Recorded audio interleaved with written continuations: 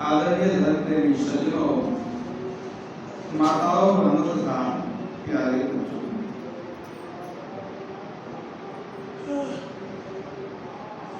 धर्मशास्त्रों में जीवन जीने के दो मार्ग बतलाए गए हैं। दो मार्ग की चर्चा धर्मशास्त्रों में मिल चुकी है। एक को कहते हैं प्रवृत्ति मार्ग, दूसरे को कहते हैं निवृत्ति मार्ग। प्रवृत्ति मार्ग का अर्थ है भोग साधन का मार्ग, और दूसरा है निवृत्ति का मार्ग। यह है परमार्थ साधन का मार्ग या मोक्ष साधन का मार्ग, एक ही बात है। इसके और भी कई नाम हैं। प्रवृत्ति मार्ग को प्रेय भी कहते हैं और निवृत्ति मार्ग को श्रेय। तो लोग श्रेय और प्रेय के नाम से भी इन दोनों मार्गों को जानते हैं। तो प्रवृत्ति का मतलब हुआ संसार के भोगों में प्रवृत्त होना, भोग साधन का मार्ग, इंद्रियों के सुखों में लगे रहना।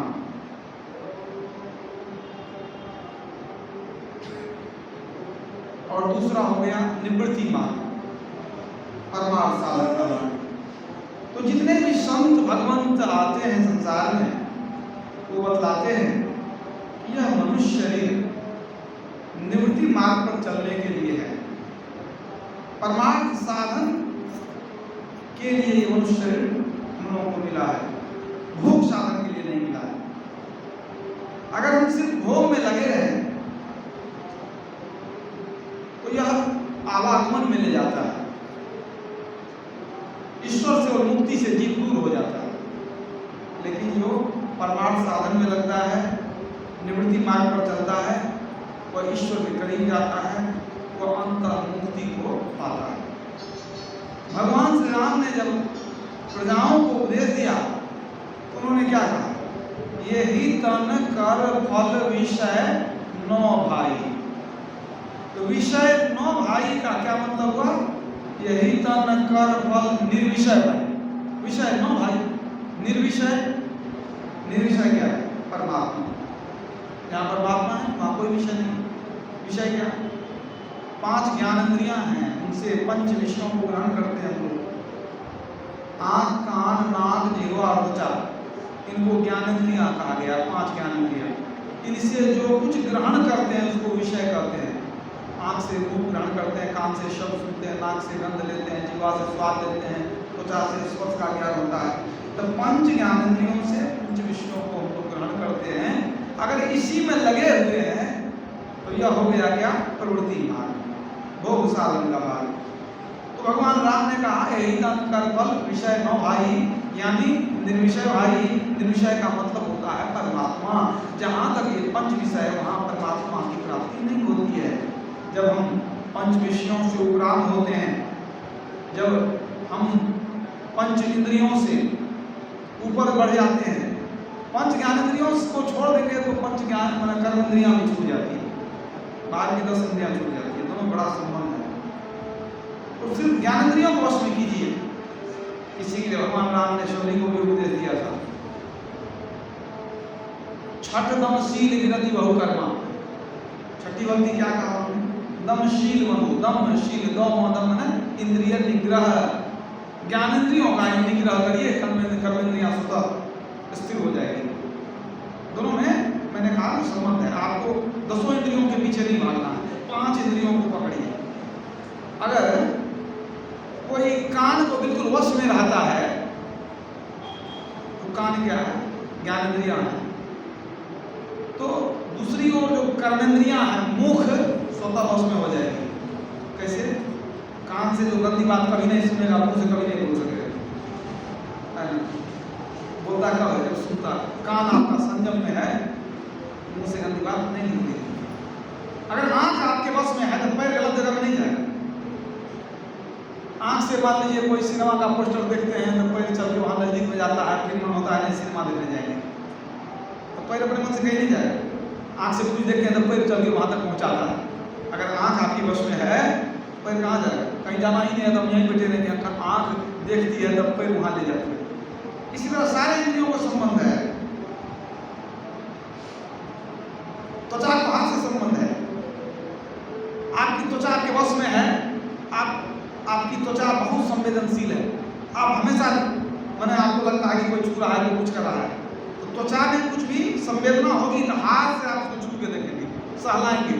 मच्छर बैठेगा तो हाथ से भगाएंगे कि नहीं? अगर त्वचा पर काबू हो जाए कि त्वचा संवेदनशील न रहे तो हमारा हाथ वहां नहीं है। इसी तरह से संबंध है। जिसकी जिह्वा बिल्कुल वश में है, मतलब भोजन संयमित है, उसकी जननेंद्रिय संयमित हो जाती है। क्योंकि जिसकी जिह्वा बिल्कुल संयमित नहीं है उसकी जननेंद्रिय संयमित नहीं होती है। कि जो बहुत बुरे लोग होते हैं उनका भोजन खराब होता है, वो शराब पिएंगे, मांस मदिरा का सेवन करते हैं, इसलिए उनकी इंद्रियां ज़्यादा भटकती। तो जिह्वा से जननेंद्रिय को संबंध है। इसी तरह पांचों ज्ञानेंद्रियों को कर्मेंद्रियों से संबंध है। तो भगवान राम कहते हैं कि ये शरीर विषय भोग के लिए नहीं मिला है, यही तन कर फल विषय नो भाई। नर तनु पाय विषय मन देही, पलटि सुधाते सठ विषले। मनुष्य के पास ये दिन रात विषय भोग में लगे हुए, मतलब ऐसा नहीं ऐसा देखेंगे, ऐसा नहीं ऐसा सुनेंगे। घर में एक टीवी है, सास बहू दोनों है, बेटा भी है, घर में और भी लोग हैं। अब कोई कहता है कि हम सीरियल देखेंगे, कोई कहता है क्रिकेट मैच देखेंगे, अपने में झगड़ा हो गया। मैंने देखने के लिए झगड़ा हो गया ना, तो क्या है, ये आंख के लिए मारामारी हो रही है।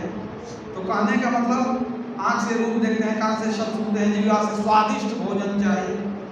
इसी तरह से पांचों इंद्रियों को खुश करने में जो लगा है वो ईश्वर से दूर हो जाएगा। इसलिए सारे संत बहुत ईश्वर से कहते हैं यदि ईश्वर के पास चलना है तो विषय को छोड़ना होगा। जिस अनुपात में विषय से हम अपने को हटाएंगे उसी अनुपात में उपासना बढ़ेगी और ईश्वर की तरफ पहुंचेंगे। कुछ बात संसरी प्रभु महाराज कहते थे, जहाँ विषय वासना है वहाँ उपासना नहीं ठहरती है, और जहाँ उपासना ठहर गई वहाँ विषय वासना नहीं रहती। तो पहले विषय वासना को हटाना ही पड़ता है। जो चाहे कि खूब हम विषय भोग करते रहे, भक्ति भी कर ले, ईश्वर मिल जाए, न भूतो न भविष्यति, न हुआ है न होने वाला है। सुनु उमाते लोग अभागी, हरित जी हो ही विषय अनुरागी। गुरु महाराज ने कहा सभी इंद्रियों को भोग गुरु कहते हैं रोग, करा देते वियोग भजो सत्य गुरु। सारे संतों की भगवंतों की यही वाणी है। तुलसीदास ने लिखा कुकर सुकर करत है, खान पान तन भोग, यह तन वृथा न खोइए, तुलसी भजने योग। ये शरीर भजन करने के योग बनाया गया है।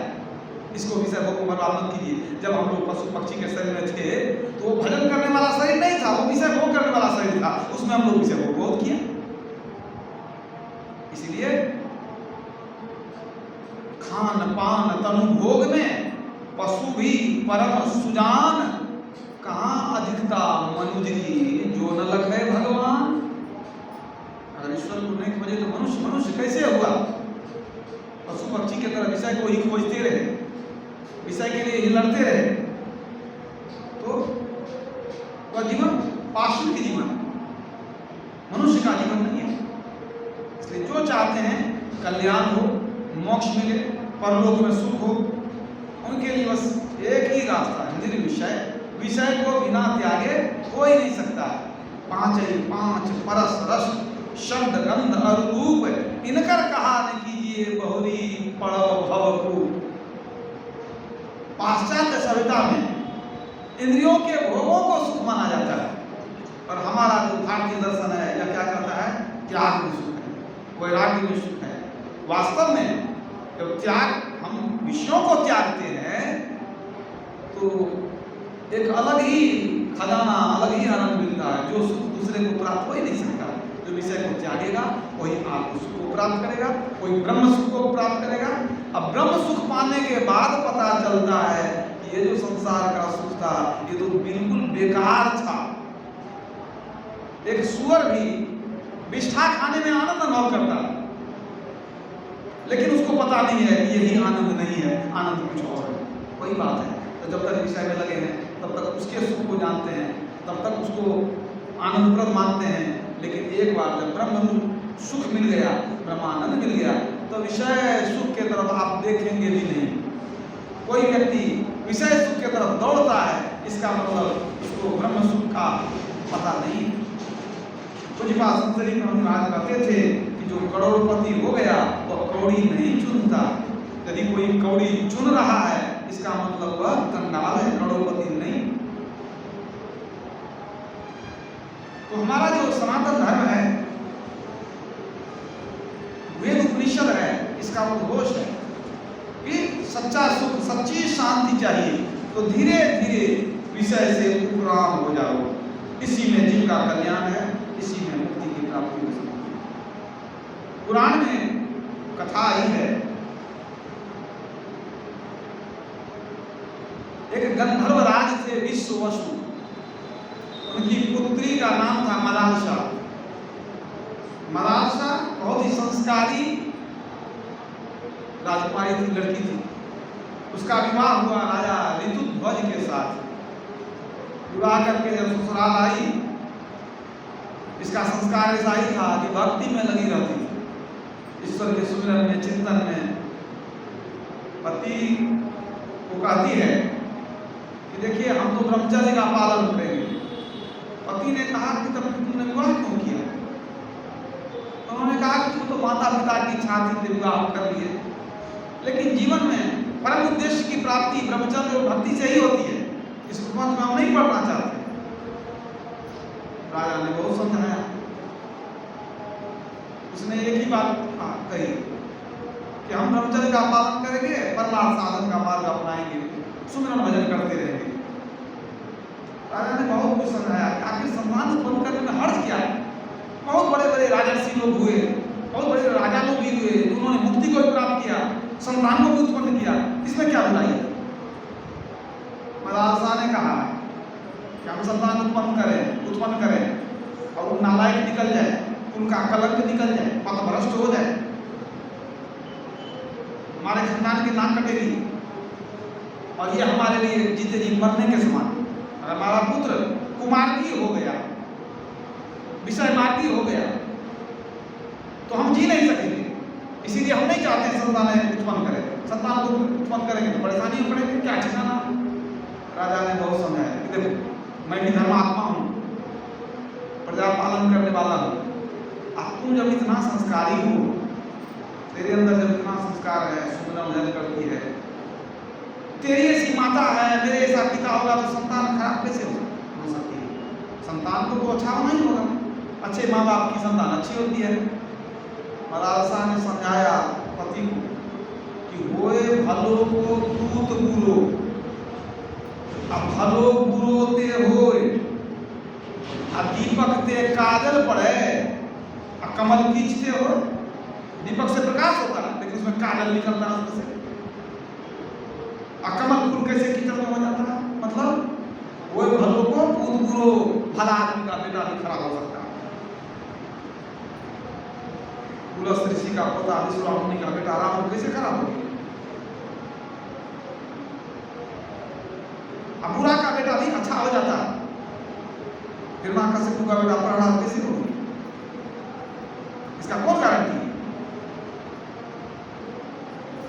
राजा ने बहुत समझाया कि देखो संतान नहीं होने से तो जीवन अधूरा हो जाएगा। कैसे संसार को चलाएंगे हम लोग? कैसे हम लोग का जीवन सुना हो जाएगा? कोई तो रास्ता होगा। मदालसा ने कहा एक रास्ता हम निकाल सकते हैं। अगर संतान हो तो उस पर आपका कोई अधिकार नहीं, उसका लालन पालन मेरे अनुसार ही होगा, आपका कुछ नहीं चलेगा, क्योंकि हम उसको अच्छा संस्कार देंगे। आपको मंजूर है? पति ने कहा मंजूर, ठीक है कोई बात नहीं। कहा हम उसको आध्यात्मिक बनाएंगे, कार्य भी मंजूर।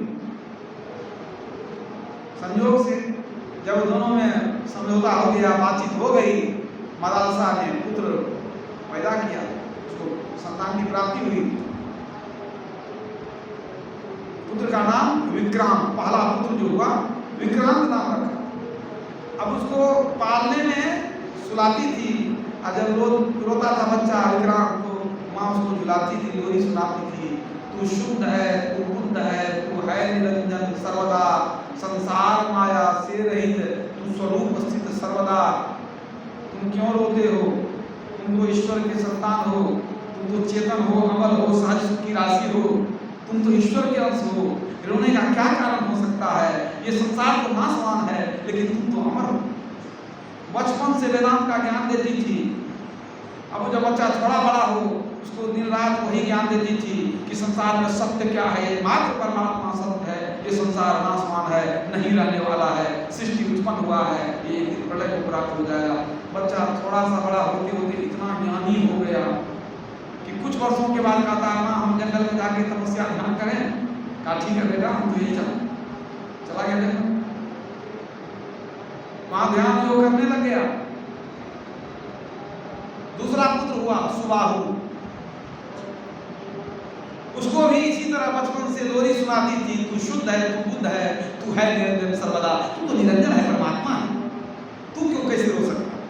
रोने का तो कोई कारण नहीं हो सकता। बचपन से ज्ञान देते देते दूसरा बेटा जो है सुबाहु जब बड़ा हुआ वो भी इसी तरह से बिल्कुल विरक्त हो गया बचपन से ही। वो भी आज्ञा ना लिया, माँ भैया चले गए जंगल, हम भी जाकर के ध्यान भजन करेंगे। कहा चले जाओ, वो भी चला गया।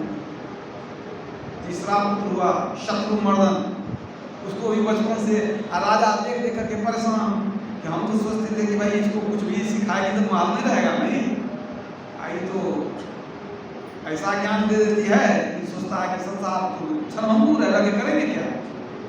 अब तीसरा बेटा जब आया शत्रुमर्दन, अब उसको भी उसी तरह समझावे बुझावे, राजा कुछ कहे तो कहे, आपको तो पहले कह दिए थे, इसको हम अपने तरह से शिक्षा देंगे, इसको हम निवृत्ति मार्ग का पथिक बनाएंगे, इसको हम श्रेय के मार्ग पर ले जाएंगे, प्रमाण साधन करके ये मानव जाति का उद्धार करेगा, एक ही पुत्र हमारा मानव जाति का उद्धार करेगा। वो भी छोटा बच्चा थोड़ा बड़ा हुआ, वो भी चला गया जंगल कि हम ये ध्यान भजन करेंगे, गुफा में रहेंगे, आगे क्या करेंगे। अब स्त्रियां सब आकर के कहती थी मदालसा को, तू कैसी माँ है, ऐसा कठोर दिल आज तक किसी का नहीं देखा हमने, तेरे दिल में ममता मर गई है, तू बच्चे का जो है दुश्मन बन गई है, बच्चे का हित नहीं देखती है तू, ऐसी कहीं माँ होती है। माँ के दिल में ममता होना चाहिए, माँ के दिल में तो होना चाहिए बच्चों के प्रति सहानुभूति, प्रेम की भावना। तुम ऐसा कठोर कैसे बन जाती है, कैसे बच्चे को जंगल भेज देती है। मदालसा ने कहा कि हो सकता है और भी स्त्रियों के मन में बच्चों के प्रति प्रेम हो, ममता हो, लेकिन जो मेरे मन में है वो सबसे अधिक है। मैं अपने बच्चों की सुचिंतक हूं, मैं अपने बच्चों का कल्याण चाहती हूं। स्त्रियों ने कहा यही कल्याण हुआ कि छोटे बच्चे को जंगल में भेज दी। तब रानी मदालसा ने कहा कि जो जीव एक बार मेरे गर्भ में आ जाए और वही जीव दोबारा किसी दूसरे माता के गंदे गर्भ में चले जाए तो धिक्कार है मेरे जीवन की। मैं यही चाहती हूँ कि एक बार जो जीव मेरे गर्भ से पैदा हो गया दोबारा उसको संसार में नहीं आना पड़े, वो सदा के लिए प्रभु पद में समा। मेरे साथ सुचिंतक कौन हो सकता अपने बच्चे के लिए? मैं बच्चे के जन्म के लिए सोचती हूँ कि उसका भविष्य का पूरा जन्म ही कल्याणमय हो जाए, ईश्वर को प्राप्त करके सदा के लिए मुक्त हो जाए, वो मुक्त आत्मा हो जाए, बंधन से मैं मुक्ति दिलाना चाहती हूँ। इसलिए मैं बच्चों को ये ज्ञान देती हूँ। 3 बच्चा जब सन्यासी बन गया, विरक्त हो गया, जंगल चला गया, अब राजा भी पूरा वो चला था, राजा रानी को आकर के आग्रह करने लगा। 4था बच्चा हुआ, उसका नाम रखा अलार्क, अलर्क नाम रखा या अलर्क, ऐसे कुछ नाम है। तो राजा ने बहुत आग्रह किया कि देखो 3 बच्चे को तुमने सन्यासी बना दिया, अब जो बच्चा बचा हुआ है ये एक तो कम से कम इसको तो ऐसा होने दो कि कम से कम राजपाट को देखे। अब तो हमारी आयु भी अब क्षीण होने वाली है, अब तुम ही बताओ अगर ये अभी सन्यासी बन जाए तो राजपाट कैसे चलेगा? अगर हमारे बाद ये राजपाट तहस नहस हो जाए, प्रजा को देखभाल करने वाला कोई ना हो, तो ये राजा के ऊपर ये कलंक होता है। कि राजा ने उत्तराधिकारी नहीं दिया, राजपाट बर्बाद हो जाए। तो ये भी तो एक समाज सेवा है कि हमारा देश ठीक से चले, प्रजा की देखभाल हो, प्रजा सुखमय हो। ये दायित्व राजा रानी पर होता है। तो हम लोगों का कर्तव्य है कि हम प्रजा के, राज्य के भविष्य को भी देखें। तो कम से कम ये काम करो, इस छोटे बेटे को तुम अपना ज्ञान नहीं दो, कम से कम, नहीं तो ये सन्यासी हो जाएगा। कम से कम इसको राजपाट तुम सीखने दो। राजकुमार अलग जब थोड़ा बड़ा हुआ, रानी ने कहा ठीक है, आपकी बात मैं मान लेती हूँ।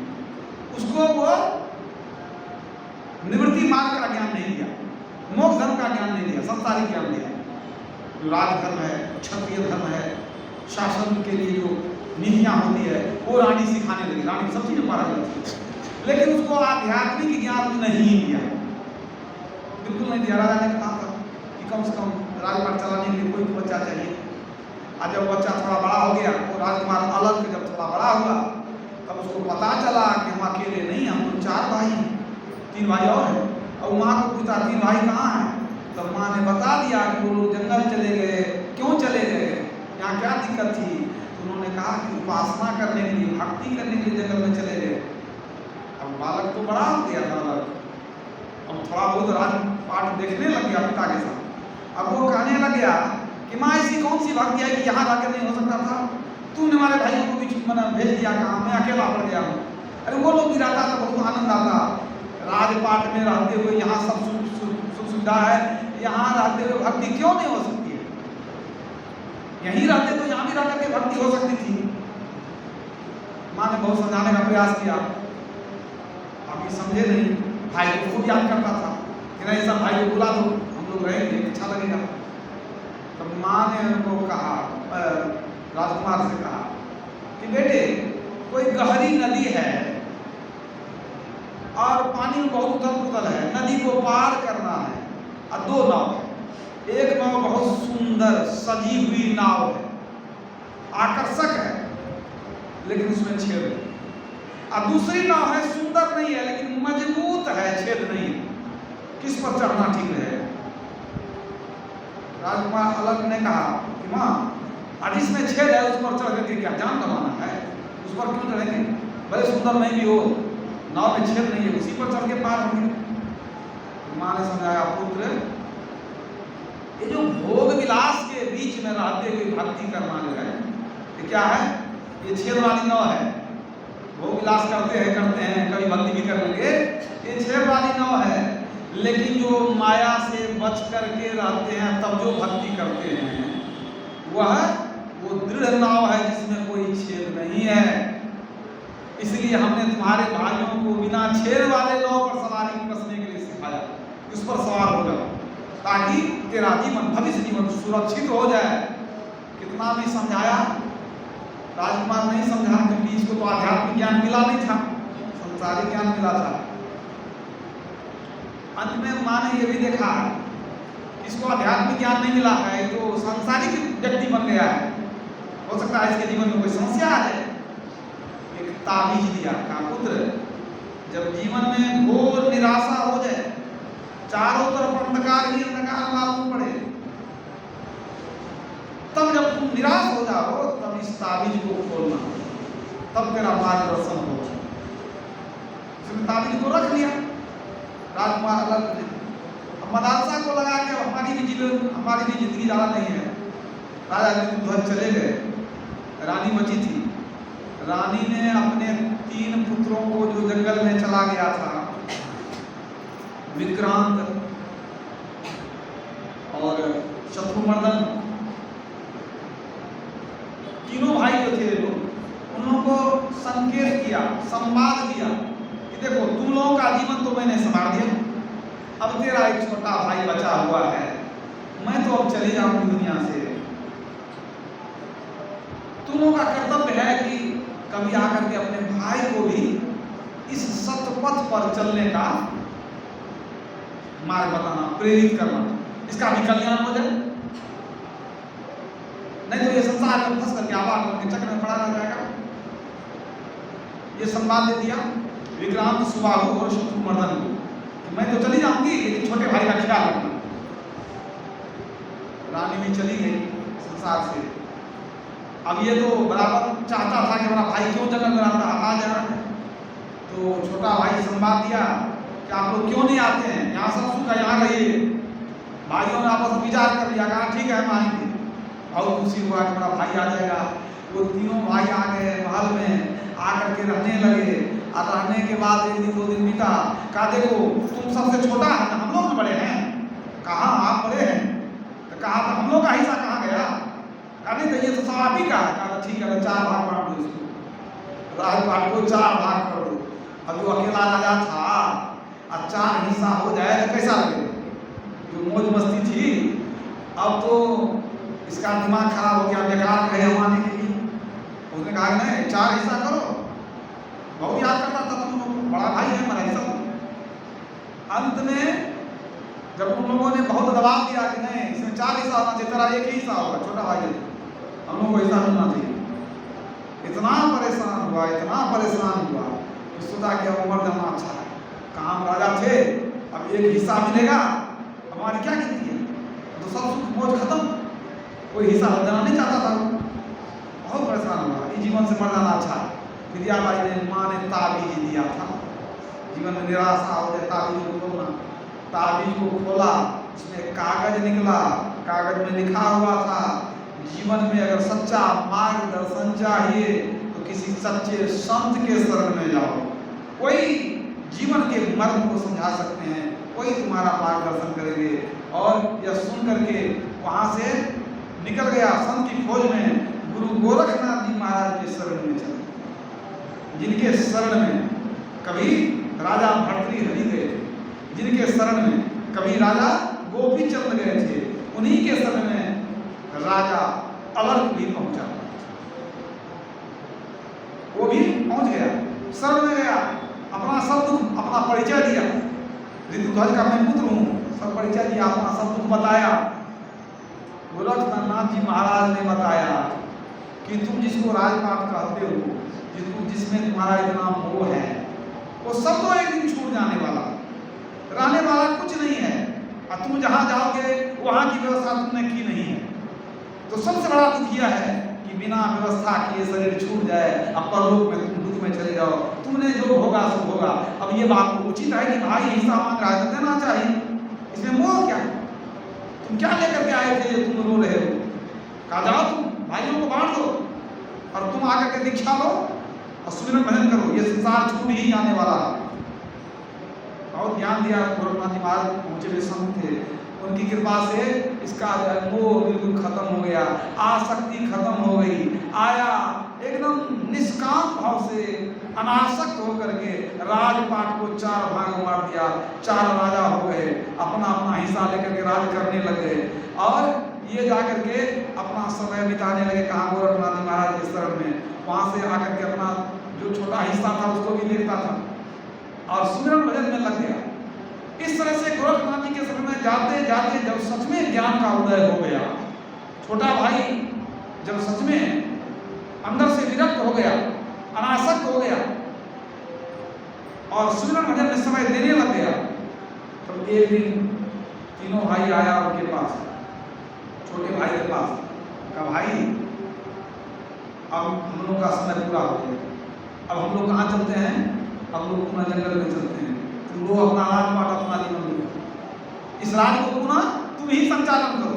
पुनः तीनों भाइयों ने अपना राज सौंप दिया। छोटे भाई अलग वो चले गए जंगल, उन लोगों को तो कोई मोह था नहीं। तो भाई को जो आसक्ति थी धन की, उसको तोड़ने के लिए उन लोगों ने अपना हिस्सा मांगा था। और देख लिया कि अब ये समझ गया है कि संसार आसार है, छोड़ के जाना है, अब ये भक्ति के मार्ग पर चल गया है, अब माता के आत्मा को शांति मिल जाएगी। इसने भी सच्चा मार्ग अख्तियार कर लिया। अब ये लाख रहे करोड़, जब अंदर से अनासक्ति हो गई तो लाख रहे करोड़ रहे कोई अर्थ नहीं है। यही बात है। ठीक इसी तरह से वे लोग चले गए जंगल, राजकुमार राजर्षि के भांति, राजर्षि राजा भी है लेकिन ऋषि है, उस भांति प्रजा का पालन करने लग गया। अनासक्त जग में रो भाई, दमन करो इंद्रिय दुखदाई। इस तरह से गुरु गोरखनाथ जी महाराज के शरण में रहते हुए उन्होंने निवृत्ति मार्ग को अपनाया और इस तरह से अपना परमार्थ सिद्ध कर लिया, परमार्थ बना लिया। इसलिए संतों ने कहा है कि विषय भोग से अपने मन को बिना हटाए वो ईश्वर को प्राप्त नहीं कर सकता है। राजस्वामी साहब ने कहा विषयन से जो रहे उदासा, परवारथ की जाम न आशा, धन संतान प्रीत नहीं जाके, विषय पदार्थ चारण ताके, तन इंद्री आसक्त न होई, नींद भूख आलस जिन कोई, विरह मान जिन अंतर लागा, खोजन फिरत सार गुरु जागा। जिसके अंदर में विरह का मान लगता है, जिसने विषयों से अपने को उपराम कर लिया है, वह साधु की संगति करेगा और अपना परमार्थ बनाएगा, गुरु की सेवा करेगा, परमार्थ बनाएगा। जब शिवाजी महाराज के शरण के महल में आए थे समर्थ रामदास जी, भिक्षा मांगने के लिए आए थे, भिक्षाम दे। शिवाजी महाराज बादशाह थे, राजा थे, गए सोचे क्या दे कुमार को, भिक्षा मांगने आए हैं। जो उठाते थे लगता था यही देंगे, यही देंगे, ये क्या है, ये तो कोई कीमती नहीं है। सोना चांदी हीरा मोती सब उठा के देख लिए, सब तुष्टि नहीं ली कि गुरु कहते हैं गुरु से ज्ञान जो लीजिए शीश दीजिए दान, बहुत बहुत वही गए राज जीव मन अभिमान। गुरु को तो शीश भी दे दे तो कम है, हम क्या दें उनको। अंत में कुछ मन में संतुष्टि नहीं हुई तो एक कागज में कुछ लिख करके कमंडल में डाल दिए भिक्षा के रूप में। शिवाजी पूछते हैं कि क्या दिया, उन्होंने कहा कागज में लिख दिए। कागज पढ़ के सुनाओ ना क्या दिया, कागज से भूख मिटेगी, क्या दिया है तुम, भिक्षा मांगने आए कागज दिया है। उन्होंने पढ़ के सुनाया कि शिवा का तन मन धन राजपाट सब आपके चरणों में है, सब दे दिया, सब मैंने दे दिया। शिवाजी मुस्कुराने लगे, कहा सब दे दिया, कहा हम सब आप ही का, कहा तू ही मेरा ही है, कहा हम भी आप ही के हैं। तान मन धन सब, कहा चलो मेरे साथ। झोला दे दिया कंधा पर, कमंडल पकड़ा दिए, चलो भिक्षा मत कर। सब आश्चर्य, राजा चले भिक्षा मत करने, कहा अपने राज में। अब कमंडल लेके अपने ही राज में घूम रहे हैं, भिक्षा मत दे, भिक्षा मत दे। कई जगह भिक्षा में आए, दिन भर घुमाए, और जब गुरु जला कर भूख लगी तो कहते आप जाएंगे बगीचा, वहीं रुक गए। अब बगीचा में वहीं बैठ गए, लकड़ी चुनवाए, शिवा लकड़ी चुन के शिवाजी महाराज शिवा कर देते। झोला से निकाले बर्तन, वहीं पर लकड़ी सुलगाए, अब बर्तन में बोले खिचड़ी बना, खिचड़ी बनाए, अब गुरु चेला दोनों खा लिए, फिर बर्तन मांज करके झोला में ले लिए, फिर वहाँ से चल दिए। चले आए, तब आए कहाँ होकर के, फिर आ गए कहाँ, राजधानी। कहते शिवा ये राजपाट किसका है, कहा गुरुदेव तो आपका, कहा मेरा है, लेकिन अब तू भी तो मेरा ही है, जो काम देने करेगा ना, कहा गुरुदेव जो कहिएगा सो करेंगे। कहा ये राजपाट सब मेरा है, लेकिन आज से तुम ही इसको चलाएगा, और अपना लंगोटा दे दिए, इसको फाड़ करके इसका झंडी बनाओ। आज से इस राज का जो ध्वज होगा, भगवा ध्वज, भगवा रंग का ध्वज होगा, और ये ध्वज बताएगा ये राज किसका है, गुरु महाराज का, तेरा कुछ नहीं, ये मेरा है, तेरा काम है इसको चलाना। तो सब कुछ दान किए थे, सब कुछ को छोड़ दिए, बोले राज का चलाओ, लेकिन समझ लेना तेरा नहीं है, गुरु महाराज का सब मेरा है, तेरा काम है सब कुछ चलाना, ध्यान भजन करते रहना। करके वहां से चल दिए। तो गुरु महाराज शिवाजी महाराज सब कुछ दिए कि नहीं दिए, सब कुछ दे दिए, लेकिन गुरु महाराज क्या लेके गए, सब छोड़ दिए। इसलिए कबीर साहब ने कहा है शिष्य तो वैसा चाहिए, गुरु को सब कुछ दे, अब गुरु तो ऐसा चाहिए शिष्य से कुछ नहीं ले। अगर सब कुछ मिल गया था, शिवाजी महाराज कहते हम आपसे राजा बन जाएंगे, आज उनका नाम कोई लेता क्या, गुरु से राज लेके क्या करेंगे। वो तो अंदर में पूरे संसार की बादशाहत उनको मिल गई है, चाह गई चिंता मिटी मनवा बेपरवाह, और जिनको कछु न चाहिए सोई शहंशाह। तो संत तो अपने शहंशाह होते हैं, उनको क्या चाहिए, उनको तो लाल मिल गया,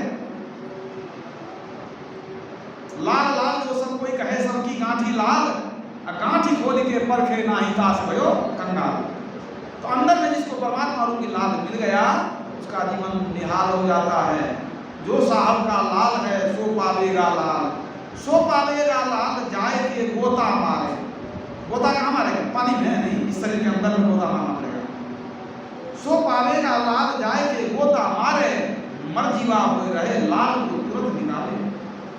तब क्या होगा? लाल अगर मिल गया तब निस्दिन मारे मौज मिली जब वस्तु अपनी, रिद्धि सिद्धि और मुक्ति भरत है तीन घर पानी।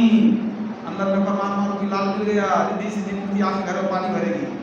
रिद्धि सिद्धि और मुक्ति भरत है तीन घर पानी, वे साहन के साह आस उनको नहीं पूजा, ब्रह्मा विष्णु महेश करत है तीन की पूजा। पलटू गुरु की भक्ति बिना घेस भया कंगाल, जो साहब का लाल है सो पालेगा लाल। तो इस कथा से, इन प्रसंगों से क्या पता चलता कि संसार में कितना भी भोग का साधन जमा कीजिए, एक दिन छोड़ना जरूरी है। छूटना तो निश्चित है, तो जो छूटने वाला है उसको कितना पकड़िएगा। नहीं छूटने वाला क्या है? वो परम पिता परमात्मा जिसकी हम संतान हैं, आज ने कल उन्हीं के शरण में जाना है।